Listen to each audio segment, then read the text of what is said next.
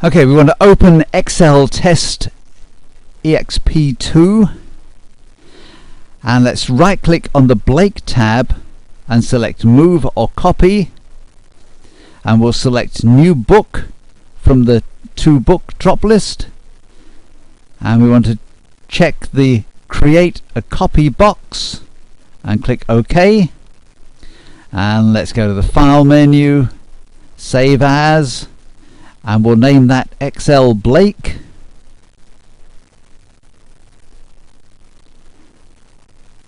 And click Save. And then we can close Excel Blake. And let's right click on the Grantham tab and do the same thing. Move or copy to a new book and create a copy. OK. And we'll save that as Excel Grantham.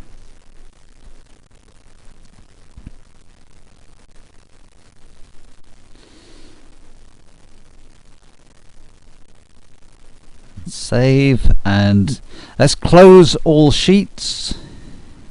And we should have two of them open. No, we don't need to.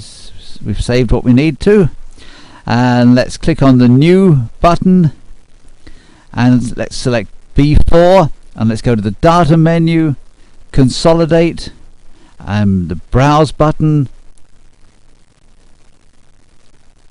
And let's select Excel Blake and click OK.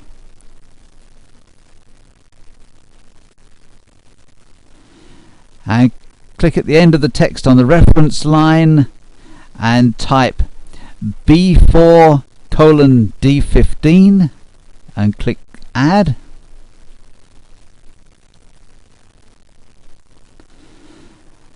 And then let's click the Browse button again and select Excel Grantham and OK, and again let's add B4:D15 at the end and click Add,